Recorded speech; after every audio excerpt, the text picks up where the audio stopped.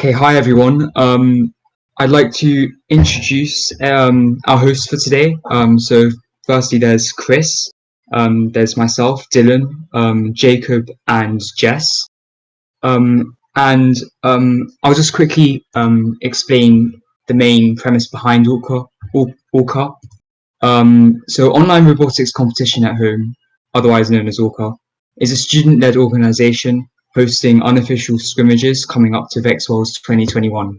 Our aim is to provide well-qualified teams the experience and resources they require to excel during these unprecedented times. Through our free practice scrimmages leading up to our championship scrimmage, teams will be able to simulate and practice for Worlds, collaborate and learn this new form of competition on a larger scale than prior events. So I'd like to pass it on to Jess now, who will start to talk about the modified game that we've come up with. Perfect. Thank you, Dylan. So yeah, as Dylan said, we are hosting our own free scrimmages. These will be scrimmages, and we will have a world championship that will be free. You like my mask, MLB manager? Thank you. I like it as well. So, why are we hosting ORCAH? Why do we have our own game manual and field setup? So the field setup you see on the screen would be the Red Alliance field, and this field is going to be different for Red Alliance and for Blue Alliance. The colors will be inverted, and you'll be starting from the opposite side. So on this Red Alliance field, you are going to be starting on the bottom half of this field. And you can see that the bottom half of this field is the same that Vex sets it up. We've done this purposefully because even with our modified game manual, we want your autonomous modes to still work even with this new game mode and these modified rules. We don't want to force you guys to make new autons and make completely different robots for it. So to account for that, the field layout's the same on the side that you start on. But then the question comes up of why do we have our own game manual? Is LRT fine? What don't you like about LRT?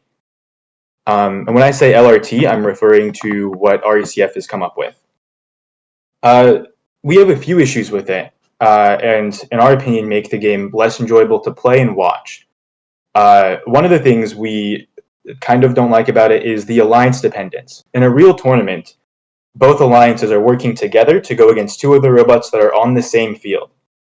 But in the live remote platform, your alliance partner is fully giving you points because your points are combined. So a worse alliance partner in LRT means that is a worse option than a worse alliance partner in a real life tournament because it is directly affecting your score. When in a real tournament, sometimes you can 1v2, sometimes you can clutch. In these live remote stuff, it's basically impossible to do that. So to account for this, our game mode is a 1v1 game mode. We will be doing 1v1s. There's no alliances. There will be no alliance selection. We are doing 1v1s. Another issue that we have with the game is driver is too long. I'm not sure how familiar you guys are with live remote, but what ends up happening is teams end up maxing out their field within 40 seconds to a minute 10. And it just kind of leads to this gameplay that's robots sitting still for the remaining 15 seconds to 30 seconds. And just kind of unenjoyable for everyone. So to account for this, our gameplay will be a minute 15 for driver control.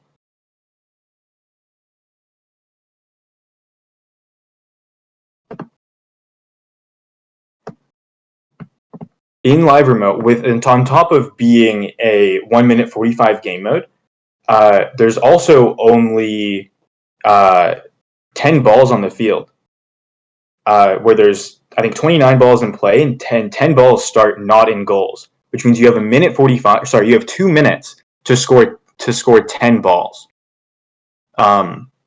Which most teams or we've seen teams like MJS, I see someone's talking about that in chat, that is able to score 15 balls in skills in 40 seconds. And this kind of is just not really, in our opinion, not acceptable. So with our field layout, there's only 23 balls. There are 16 opponent balls, which would be considered 1-point balls. And there are 7 2-point balls, which are your color balls. There are 6 that start on the field, and then you get a preload as well. So this on top of the minute 15 makes it it makes it harder to max. And we've done some cool stuff with the points, which also that more time isn't wasted, which I'll go into in a minute. In live remote, there is way too much contention on center goal. In real tournaments, it's very rare that center goal is tied because you have teams going back and forward. You're going against opponents who can combat you and push you around and try to get that ball on top. But in live remote, when there's no other people on your field, it is very common that you will end up tying it because everyone kind of understands how highly contended this goal is. So everyone is trying to put as many balls as possible in this goal, getting 4 or 5 balls in this goal. Everyone is quadrupling it at the end. It ends up just being a lot of points that are just canceling out and a lot of effort that just ends up canceling out. Because if both alliances do the same thing, the points just cancel out. Our solution to this is we're giving different point values for different rows. If a row passes through center, it's only worth 4 points. And if a row doesn't pass through center, it is worth 6 points. What this does is a center goal that is connecting 4 different rows is connecting 16 points worth of rows, because center goal can connect 4 rows, and 4 times 4 is 16. A corner goal that connects 3 goals is also worth 16 points. It is connecting 2 side rows, which are both worth 6 points, and it is connecting through a diagonal, which is worth 4 points. So that 12 plus 4 equals 16. It means that center and the edge goal are both worth the same. The goal of this is to push contention away from the singular goal, push it towards the edge of the field, and try to create more strategy in the game.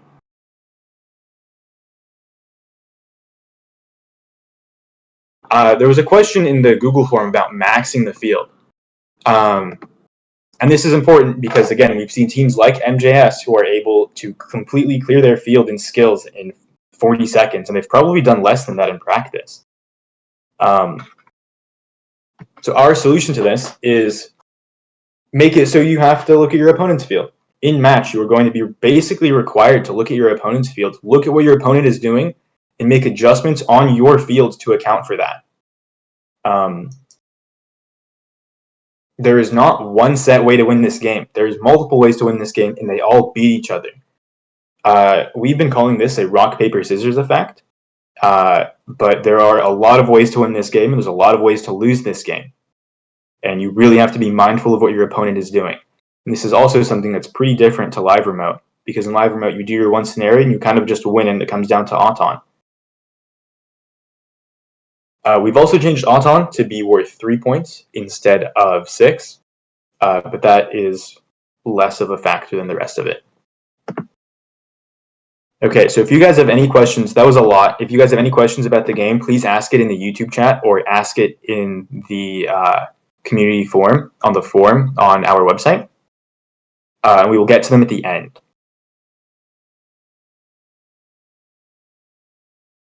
But on that, I think we should show an example match. So I'm going to pass this to Jacob to show an example match play. There we go. All right, so I will pull up the example match that we have recorded. We currently have the match up now. It was 3324B versus 2145Z. This was pre-recorded. And I believe this was just driving. Correct me if I'm wrong. Yeah, so I was driving the robot on the left, which was built by 6th graders. The robot's pretty impressive for 6th graders. Very impressive. The robot on the right is David driving, or in chat is Daquan Fisher. Alrighty, so now I will start the match.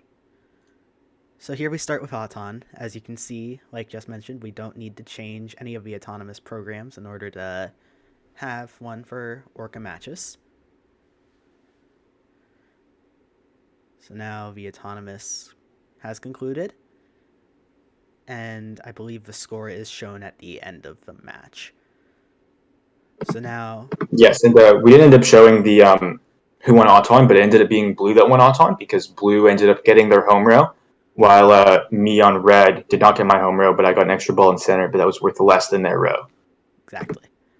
So just to clear up any confusion, Jess driving on the left is scoring for red, whereas Dylan driving on the right is scoring for blue. So as you can see, they are going and scoring all their goals. The 2-point balls and the 1-point balls are differentiated, as you can see, and you can see them trying to score in as good of a strategy as they can. The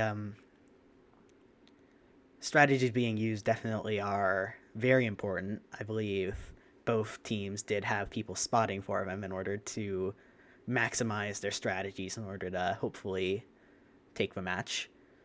But now you can see a minute left, or 15 seconds left of the minute 15. And now the time we gave, a minute and 15, gives enough time in order to go and, if you have scored all of your balls, rearrange balls in order to be the most effective strategy. And here you can see 2145Z did take the match by 7 points. So we'll go ahead and take that down for now. So yeah, so that's an example match. I mean, you could see various strategies are definitely able to be used. There's no set one win condition, which we definitely endeavored to create. So, Jess, I believe back to you potentially. No, it's back to Chris now.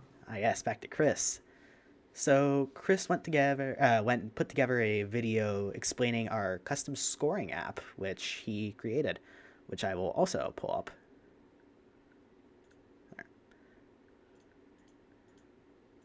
It's somewhere. Apologize. With these new rule modifications, we've also been working on integrating it into our own scoring app. This app has specialized layouts for standard in-person matches, scoring skills runs, and both the standard live remote tournaments and our own ORCAH scrimmages. For in-person matches and skills, the field displays the order of the balls in each goal. Tap on a goal to edit it, and swipe to the next one when you're ready.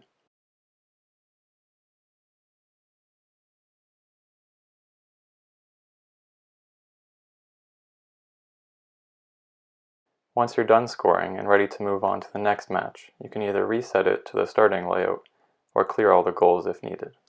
The skill score is similar, but starts with the right field setup and shows the proper skill score, making it a simpler experience.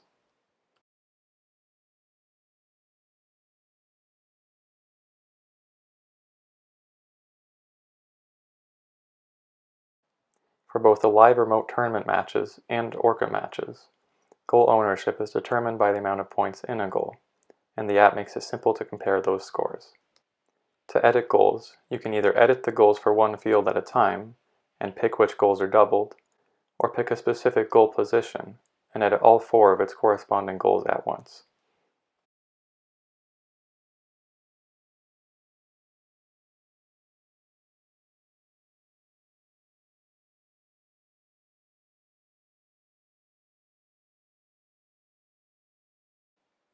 This app makes scoring a lot simpler to do, and especially for remote tournaments, makes it a lot easier to understand what parts of your strategies worked and what didn't.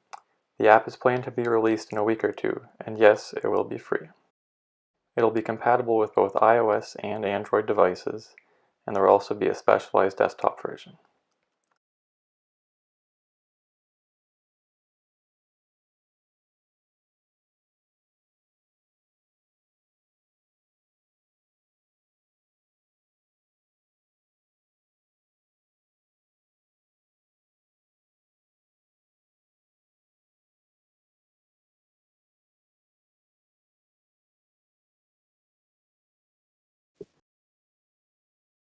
Awesome, thank you. Am I waiting for you to stream to Discord, Jacob? Well, you're good.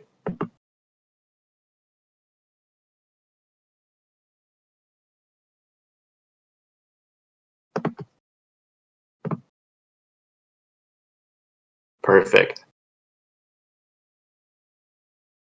Cool. So let's go to the end of Auton real quick and talk about how the points work at the end of Auto.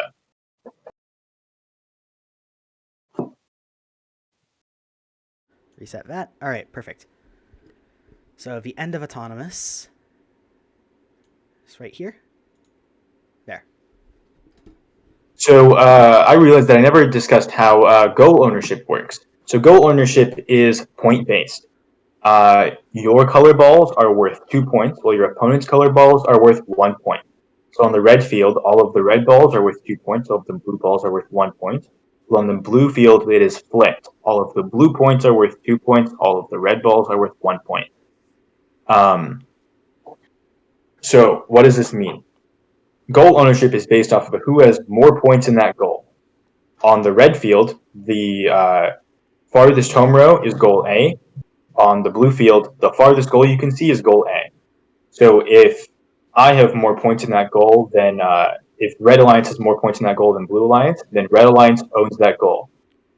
Using goal A as an example, Red Alliance has 2 red balls in it, meaning that goal is worth 4 points. Blue Alliance has 0 balls in that goal because they're on the opposite side of the field. So they can't cross the auton line, so they can't score there.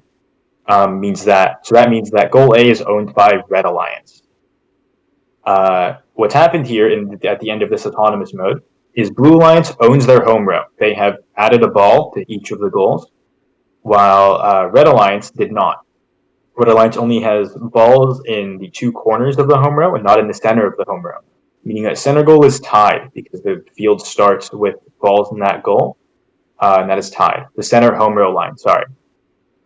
So even though the Red Alliance did one extra ball, it wasn't enough to get an extra row like Blue Alliance did, so Blue Alliance went auton.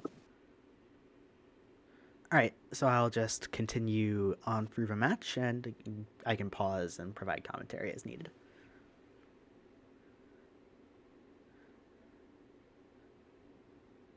So here in this match, we can see very different strategies played by both Alliance. Blue Alliance is just kind of going around the field and just adding balls to each of the goals, not really getting a lot of points in each goal, but getting points in each goal. While Red Alliance is more trying to concentrate their points in one area. When I say concentrate points, I mean their 2-point balls are much closer together. There are 7 2-point balls, so you can put a 2-point ball in 7 of the goals. Or you can put 3 2-point balls in one goal and pretty much guarantee that goal unless your opponent is doing the same thing, where then it would be tied. Exactly. Now that you can see on the Red Alliance that all the 2-point balls are scored, they're going back and scoring all the 1-point balls in order to fully maximize the amount of rows that are able to be scored for that Alliance. Whereas you can see, the Blue Alliance is still going through and scoring some of their balls as well. And something that we found towards the end of our scrimmaging, we did about 10 matches yesterday, was scoring your 2-point balls later in the match. Scoring your 2-point balls later in the match was beneficial because as we went on with the day, David and I got better at looking at what the other was doing and then accounting for it. But what we found is, as the day went on, we started scoring our 2-point balls later and later in the match, trying to throw off the other person as much as possible. That on top of where your 2-point balls really do determine the match. For example, in this match, Jacob, you go back a little bit and watch me de-score the goal at the very last second. So at this point, I de-score goal, I think that's goal F. If I didn't de-score that ball, then that would have been a win. Just really brings up You the can see that importance of here. how much scouting during matches, having your teammates watch the opposing teams do their strategy, so that way you can react to it. Just really makes it much more important. Yeah, sorry, it would have been a tie. Sorry, not a win. Exactly. I just like to mention that it could seem quite confusing to teams right now, but if you put more thought into it, and this video clip will be made available for everyone later on, you guys can go through it and start to understand the game a lot more. It does seem like some people finding it a bit confusing right now, but yeah, it does make a lot more sense, and rock paper scissors strategy does play a large role in this, and it ultimately will make a lot more sense once you have putting a lot more thought into it. But yeah. And we will be putting on the website more information on the game-specific rules and changes as well. That should be coming, I believe, Monday at noon Eastern. That's correct. All right, so I believe now that we've gone over the gameplay, we can now move on to the next item on our agenda. So I'll go back to our home screen and let's just take it away. This is going to be about a sentence or two for me, and I'm going to pass it to Dylan. Yes, just a bit on the software. Yeah, so software is still being figured out, the software that we're going to be running this through. There's a discussion for a few options that we have, but we do have systems that will work on any video sharing platform. So we can use that, but if it comes down to it, or we would rather not, we'd rather have a dedicated system. But if we can't do this, then we can have it work on any video sharing platform like Discord or Zoom or Google Meets or something. It doesn't really matter. We will be sure to update on our website and competition-specific pages for more information on the video platform we'll be using. So we do want to make it as clear as possible so teams can prepare as much as possible.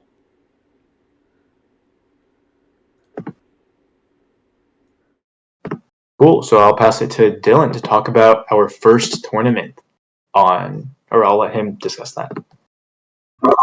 Okay, thank you. Yeah. So firstly, I'd like to say that we will be releasing the game manual that we are currently developing, and the videos of this live stream and the exemplar matches. Those will be out soon.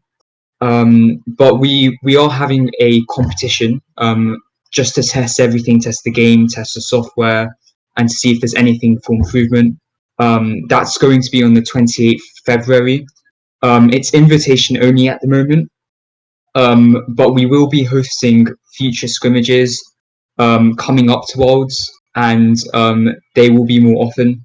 And the aim is to try and accommodate a lot more teams coming up to Worlds, starting off small with 8 for the one on the 28th of February, and then working our way up from there. So right before, well, we're planning for around 3 weeks before Worlds, so around end of April, when in real life Worlds was originally. We're aiming to have one large championship then. The details are undecided at the moment, but the main idea is that we'll have loads of teams competing and just getting a lot of practice in before the actual Worlds event. And this is most likely to be as a league over weekends or weeks, but that's still undecided. We'll have to discuss that a bit more and see how it all plans out. But yeah, I think that sums it up for that. So yeah, I think I'll pass it on to all of us. Yeah, so we're going to answer some of the questions from the survey first. So yeah. Can I answer the first one? Yeah, sure. How are we dealing with different time zones? We are a New Zealand team interested in participating. We're planning on dealing with time zones the same way that RACF is, where you just have a morning division and an afternoon division. And then between that, it might be little odd times, but one will be good enough to work. I see a question in chat saying, will the VRQ server be used? If we're doing stuff through Discord, then maybe. That's a software question that we don't have decided yet. But probably, we're going to try to not use Discord. So did you answer the second question? I answered it during the event, before. We can answer it again. To host tournaments, we can use any software that transfers video. We have custom software being developed, and we have a few options for this. We haven't decided this yet, though. Are VexU teams allowed to compete? We'd like to allow VexU 15s if there's demand for it, and we'd like to allow IQ teams if there's demand for it. So if you guys create a demand for it, we will allow it. I know this really isn't a question that's been asked, but I do just want to put a bit more detail on there. If you've looked at our website within the past few days it's been live, it's really not too heavily on details right now.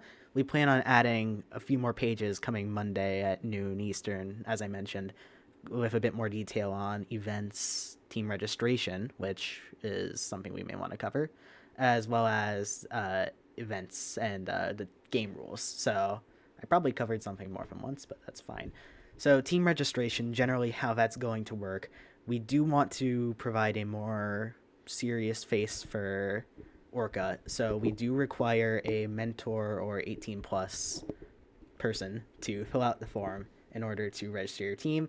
We do have a form to register your team on our website, as well as a list of teams that are registered in order to kind of scope out who is planning on competing in ORCAH. For events, we do have a page for each event, as well as a directory of events that you can look at for dates and whatnot.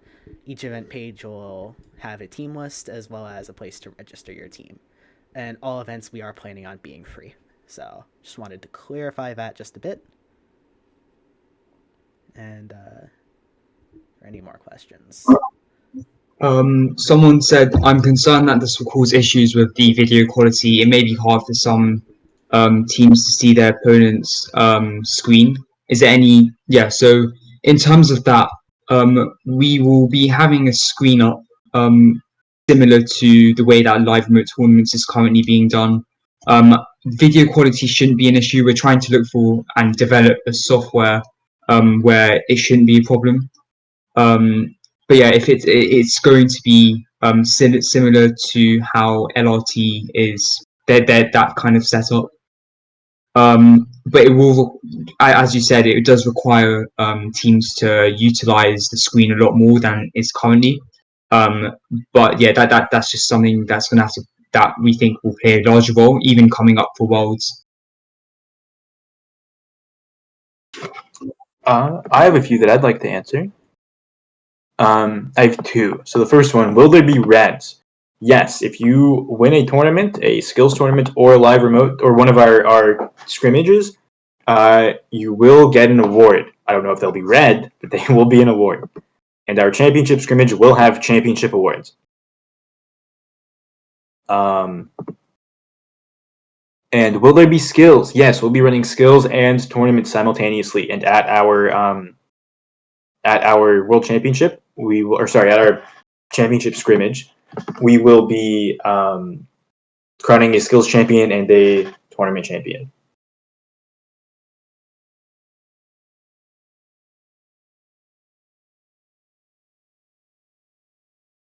Will there be banners?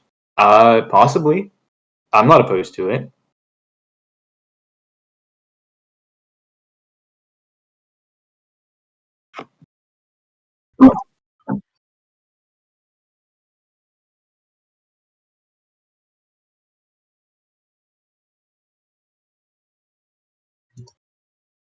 Any more questions? So yeah, go ahead. Yeah. I saw there's a question about what I was programming the app in. And so I'm programming it currently in Java, and then using P5, which has a similar structure to Java, but then it converts it into JavaScript. And then from there, I can put it onto a website, and it'll go onto phones as a progressive web app. And so that means that it completely goes around the normal app store, which means that it's a lot easier for it to be free. It means that you don't have to manually update it either. But it will still work if you don't currently have internet access while you're using it.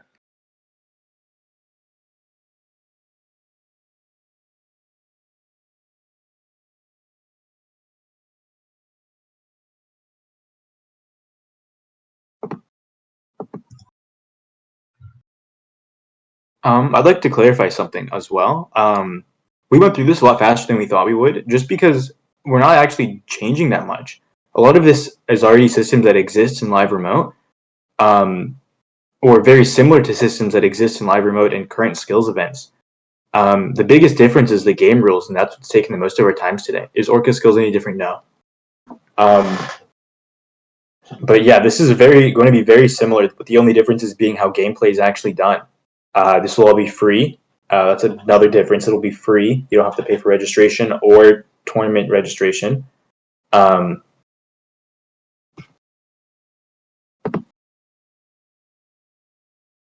Yeah, there's actually not that much different, except for modified game rules slightly. For this to succeed, though, it basically requires competitors to want to do this, and for you guys to get into this and give us feedback. We're all competitors as well. We will take your feedback. Will ORCAH skills go into official VEX World skill standings? Probably not.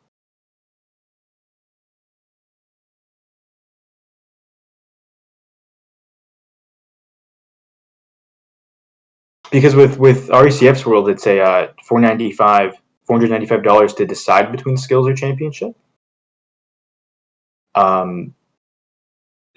So the goal of ours is to just kind of make it a separate thing. We want teams to be able to do skills without having to spend that money. I'd just like to clarify something. I can't remember if we mentioned it or not. But for the actual matches, the tournaments that we'll be running, the auto length will be 20 seconds long as opposed to 15. And the driver. Yeah, we changed it in the most. Sorry. Okay, so it will be 15 seconds long for auton, and then driver is 1 minute 15. So yeah, driver is reduced by 30 seconds, pretty much.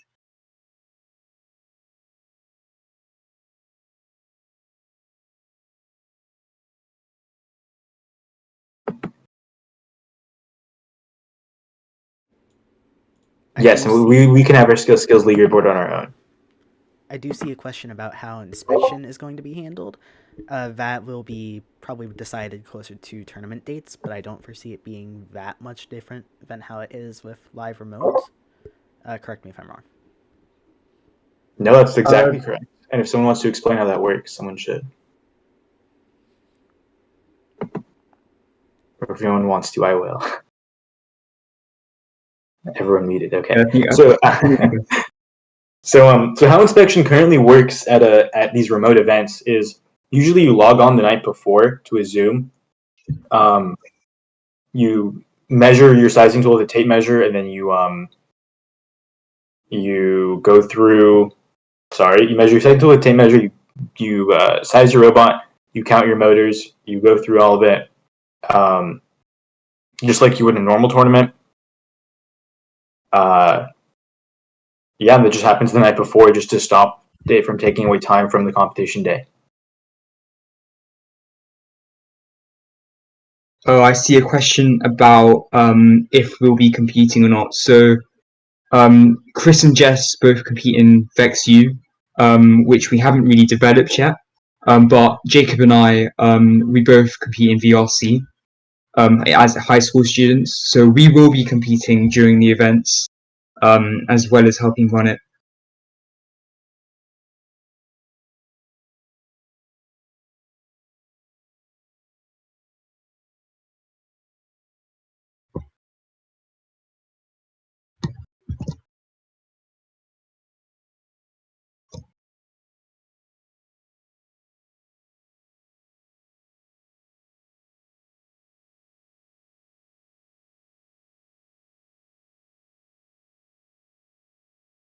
I think Owen got it pretty well, which is $4.95 to choose one thing or the other, or $0 for both.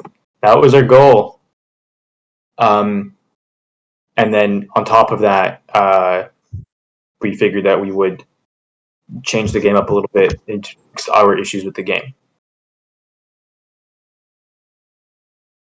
There's a question about volunteers. So yeah, we will be as we grow and like as we take on more teams or scrimmages. Yeah, we will be trying to recruit more people.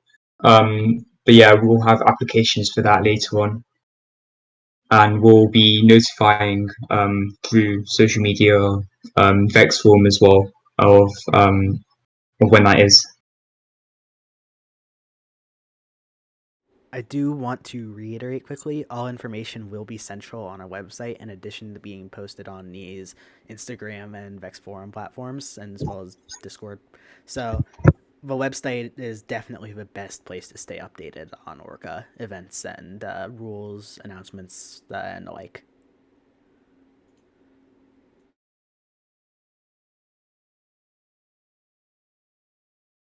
I'd just like to add on a bit more to what I was explaining before of the competition on the 28th of Feb. So that's going to be just like a kind of practice event where we beta test all of the stuff that we've developed, the game itself, see if there's any kind of flaws that still need fixing. But yeah, we should have it airtight by then and be ready to have scrimmages from then on. It will also be able, through that event, we'll also be able to test the time taken for each match, the delay in between, and try and get it as efficient as possible because it is a new system after all. So yeah, we will try and live stream the event itself. So yeah. Someone said in chat that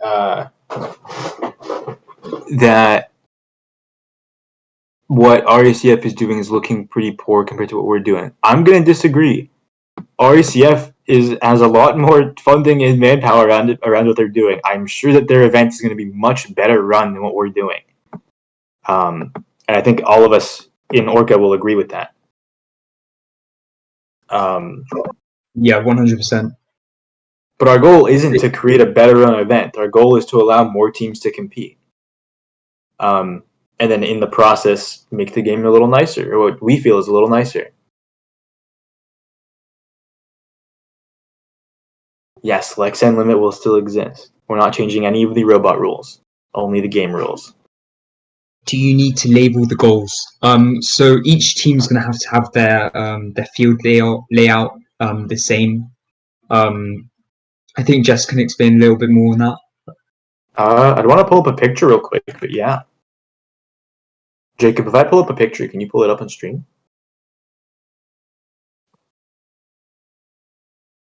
Perfect.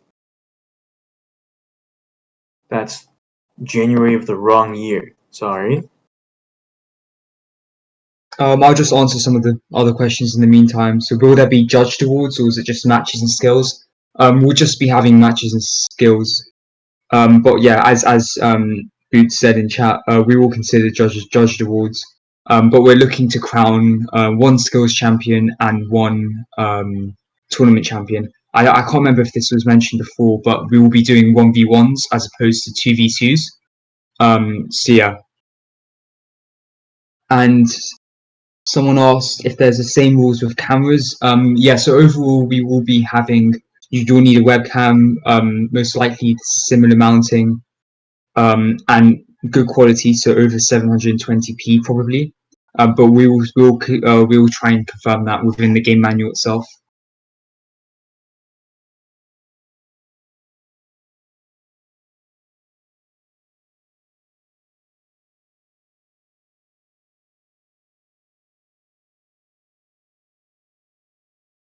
And thank you, Ethan. I appreciate it. So the image should be up. I'll just crop it out a bit to be just a bit better and easier to look at.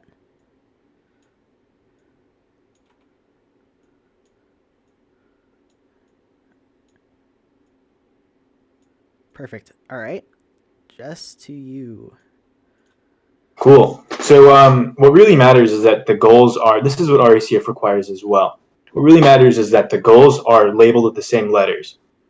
Then if your camera's at a slight diagonal angle or a slightly different angle than directly in the center, it's okay because we all know what the goals are and what they mean. As long as the goals mean the same thing, it's all good. And being at a slight angle, we understand that we have fields in our homes that are slightly off place or not exactly where we want them to be. So yes, labeling them will be required, and it will be a part of inspection. There will be a field inspection aspect as well. This is also done in live remote tournaments that RCF hosts. But yes, labeling will be required. Orca plushie. Honestly, I think we should do an Orca plushie. I agree with chat.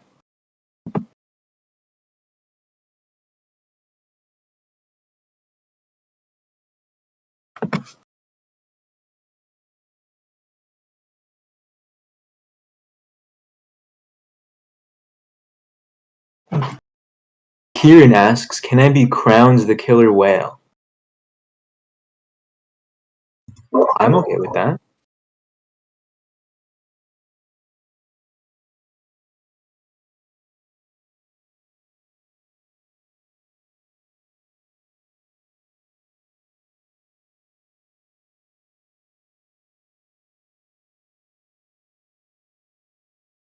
Cool. Sounds like there's not many more questions, but I'll give you guys a little bit to ask more questions.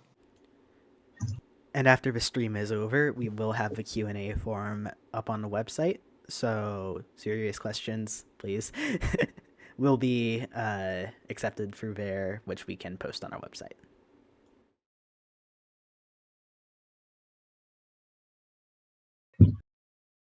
And again, field registration, or sorry, team registration is opening Monday at noon Eastern. So you'll be able to register. We ask that even though everything is free, we are asking that you register just so we have a contact. And then before you you come to a tournament, we can find your email and contact you about the specifics of the event and whatnot.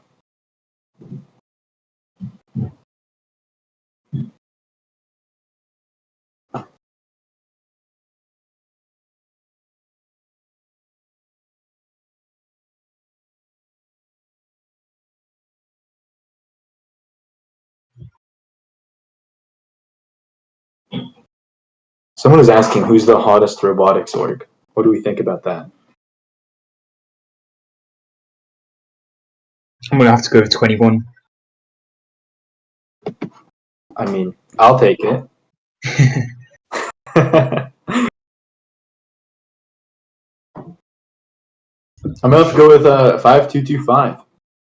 That's my final answer. Yeah, I'm a little biased, but I think I'll go with them too.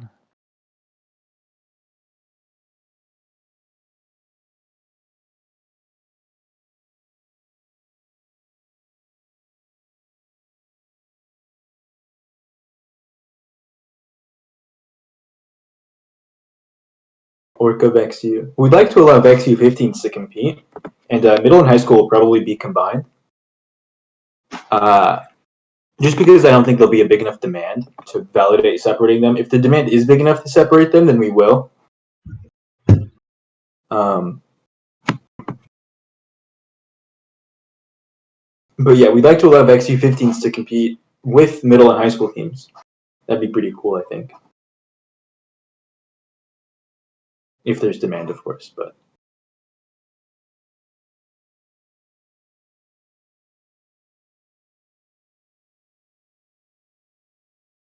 I think we didn't really go over the actual the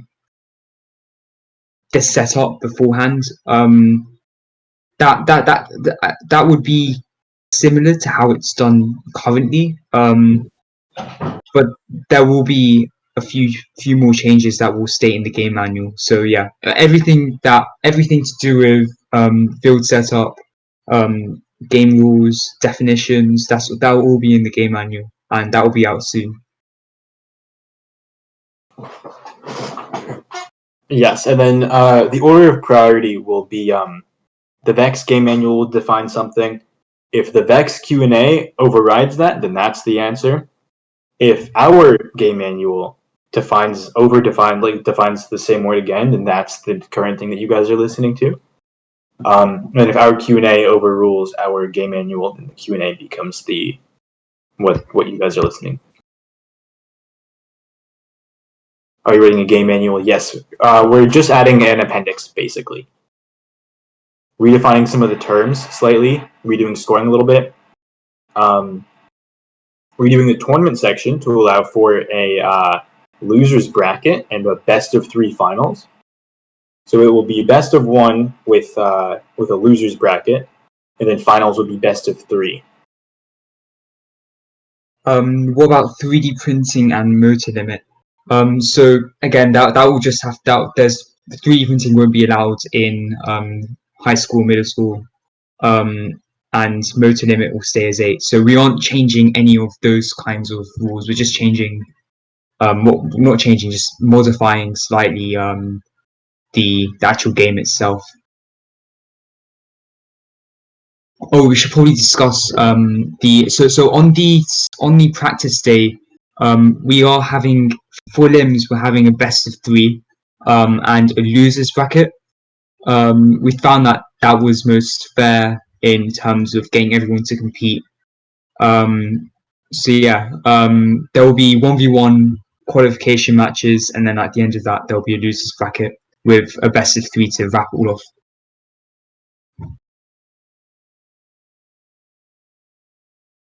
Yes, we will be doing high school and middle school combined, unless there's enough middle school teams that we can separate them.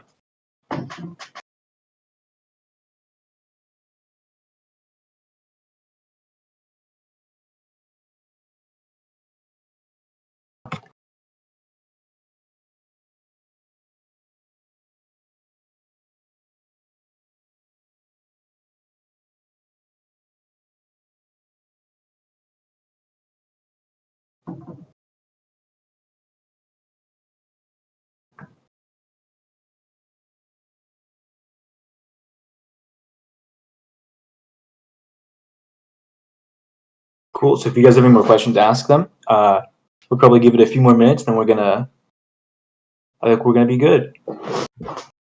Yeah.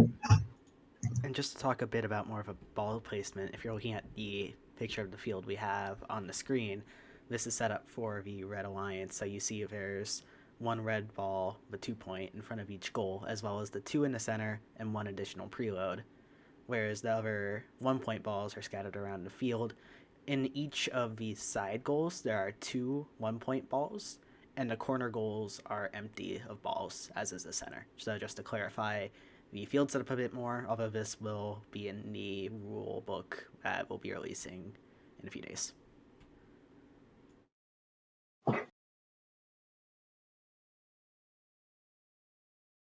How many teams will elims be if it is single team alliance? I'm not sure.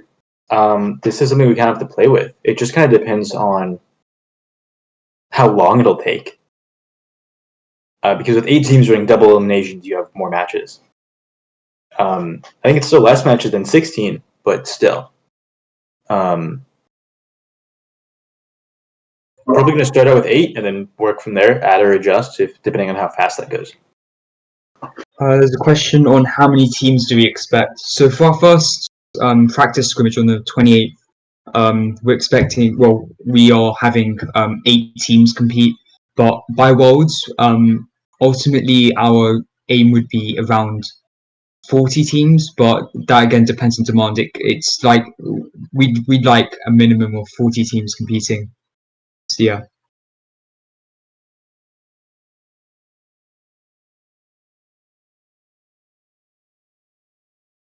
Someone wants 32 teams in elimination since there's not as many qualifications. It's an interesting idea.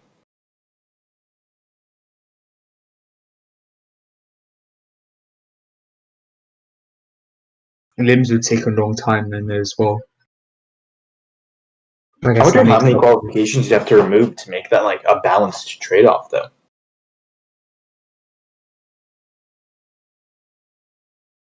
Yeah, you'd probably have to remove like, let's say like at least a third. That'd be pretty wacky.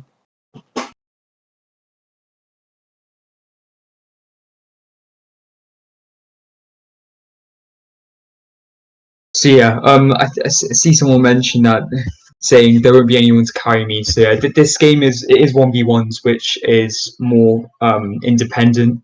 But it also, so I mean, in the current game, you can pretty much score, just clear the field, get all of the rows, and just really score randomly, and you can easily get a high score. But with this game, it's more focused on strategy and seeing what your opponent's doing and adapting based on that. So yeah, it's a lot more. It differentiates between some of the more top tier teams, and it creates a more competitive atmosphere, which we're looking forward to.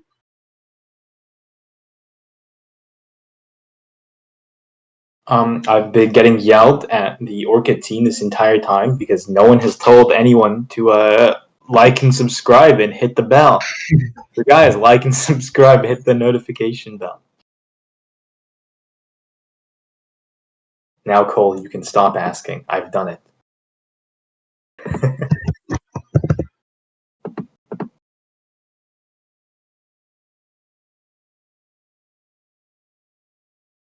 So will you do separate divisions if you get enough teams? So that was something we were thinking about. So if we do have world, like our mini championship at right before Worlds, if that was to have if that was to be a league over different weekends, we'd have one division every weekend and then finish off with an eliminations at on the last week.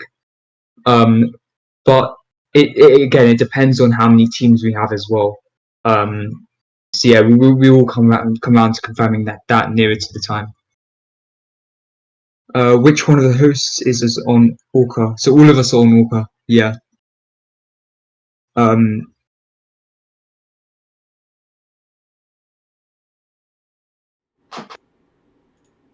And just real quickly, while we're in a bit of a lull, I'm gonna go ahead and add another render of the field onto the screen.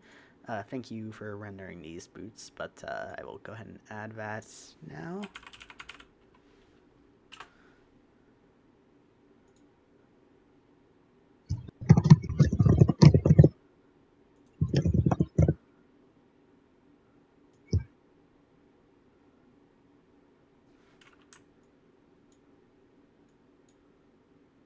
No, ORCAH is not a team. ORCAH is an organization that we have made that is making helping develop these game modes for you guys, developing software to play games.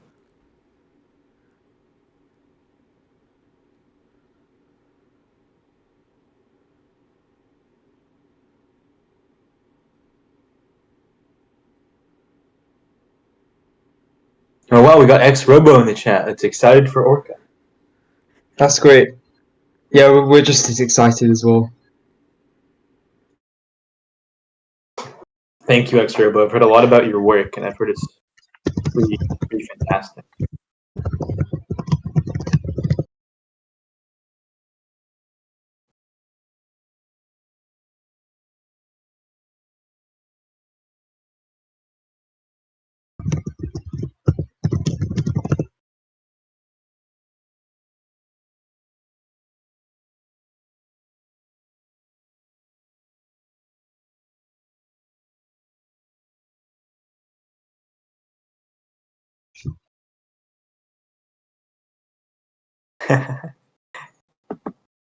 Was that the actual X-Robo account?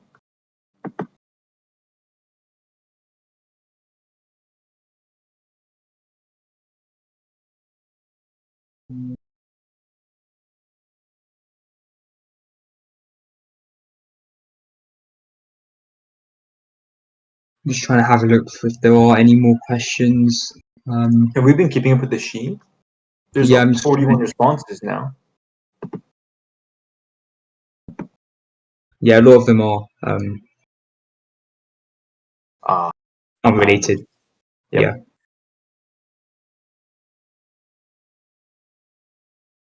Can anyone participate? Yeah, we haven't decided how you're going to be able to qualify. It'll most likely be anyone who wants to sign up signs up. Have we made this for FRC? No, we haven't. FRC has not been a consideration.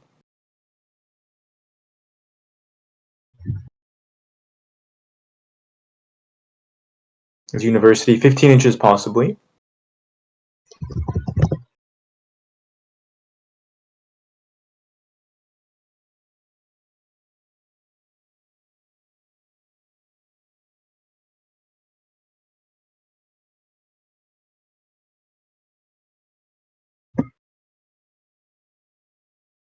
Well, that number of responses is just going up.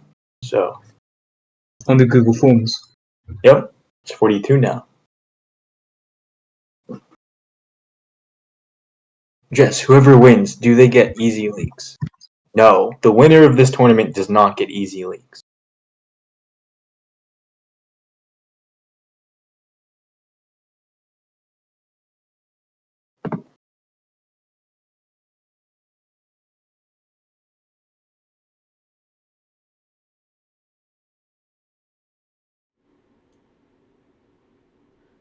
We plan on hosting the first public event fairly soon after the 28th. And with that last question, I believe we are going to close off the stream for tonight. Yeah, thank you guys for coming along. Yeah, so we, as I said, we'll release more information about the game manual, and we'll have a lot more details coming soon. But yeah, thank you guys. Thank you to Boots, Cole, everyone in the background helping us out during the stream. And yeah, You can't say Google and say everyone in the background. Hold on. Thank you to Omar. Thank you to Nerme. Thank you, Lily, Chris, Lucas, Cole, Boots, Taryn, Jacob, Dylan, 18 by 18 AZ, and RECF. Sorry, Dylan. Thank you all. Yeah, it's fine. Yeah, thank you all for your help so far, and we hope to give you a great competition soon. So yeah, thanks guys. See you. Thank you.